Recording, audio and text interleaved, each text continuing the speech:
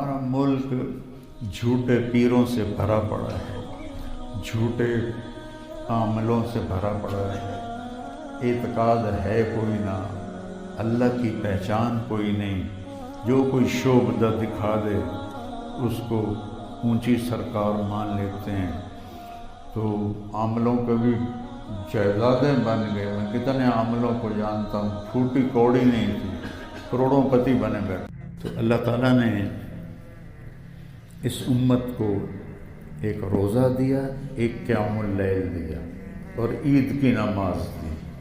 بنو اسرائیل کے پاس عید کی نماز کوئی نہیں تھی، روزوں کے بعد ان کا روزہ 24 گھنٹے کا تھا اور اس کے بعد عید کوئی نہیں تھی۔ ہمارا روزہ رات کو بھی کھاؤ، صبح کے وقت بھی کھاؤ۔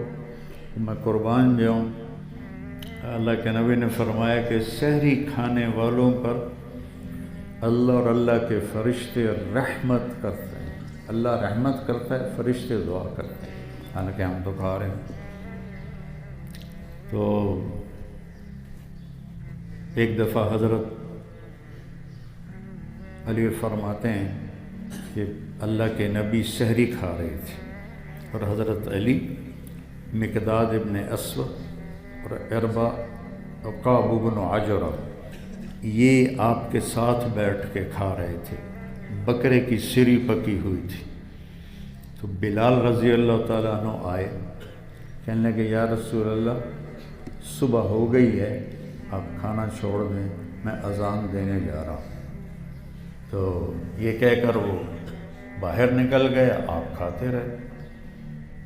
جب وہ ایسے مسجد تھی نا، تو یہاں ایک انصاری عورت کا گھر تھا، اس کی چھت پہ چڑھ کے اذان دیتے تھے۔ جب وہ تھوڑا سا چڑھے نا، پھر ان کو خیال آیا میں دیکھ لوں اللہ کے نبی نے کھانا چھوڑا ہے کہ نہیں چھوڑا۔ تو واپس آئے تو آپ تو کھا رہے تھے، سارے کھا رہے تھے۔ کہ یا رسول اللہ واللہ لقد اصبحت، اللہ کی قسم صبح ہو گئی ہے۔ تو اپنے ہاتھ کھینچ لیا اور فرمایا بلال ابھی صبح نہیں ہوئی تھی، میرے نبی کو تو اندر بیٹھ کے بھی اللہ بتا رہا، ابھی صبح نہیں ہوئی تھی، تو نے جو قسم کھائی تو کہیں تیری قسم جھوٹی نہ پڑ جائے، اللہ نے صبح پہلے نکال دی۔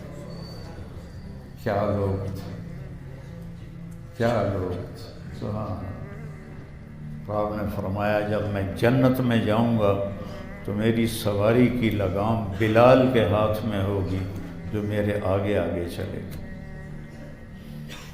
ساری دنیا اپنی قبروں سے اٹھے گی، جو جہاں دفن ہے وہیں سے اٹھے گا۔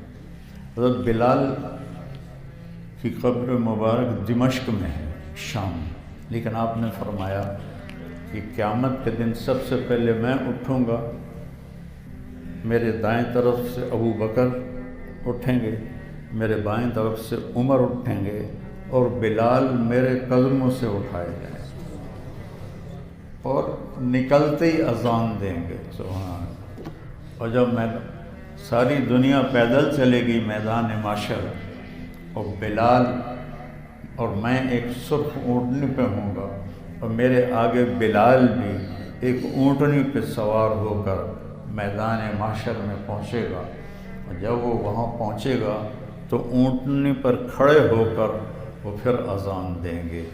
پوری کائنات کے جن و انسان اس دن اذان بلالی سنیں گے۔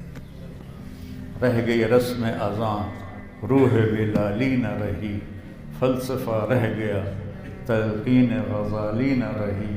یہ ہمارے شاعر مشرق نے فرمایا رحمۃ اللہ علیہ۔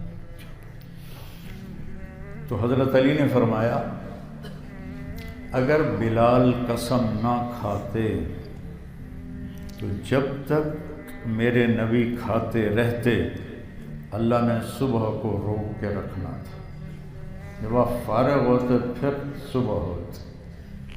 بلال بھی میرے اللہ کا لاڈلا ہے، محبوب ہے۔ تو بھائیو، یہ نماز اور روزہ اور تلاوت یہ اسلام کے سب سے بڑی عبادات زکوٰۃ اور حج پیسے والوں پر ہے، مالداروں پر ہے، اور حج تو مالدار بھی ہو اور صحت مند بھی ہو تب فرض ہے، راستے میں امن بھی ہو پھر فرض ہے۔ یہ دو چیزیں ایسی ہیں جو اللہ تعالیٰ نے 5 وقت کی نماز، دیکھو نا آج جمعے میں وہ باہر دھوپ میں لوگ بیٹھے ہوئے ہیں،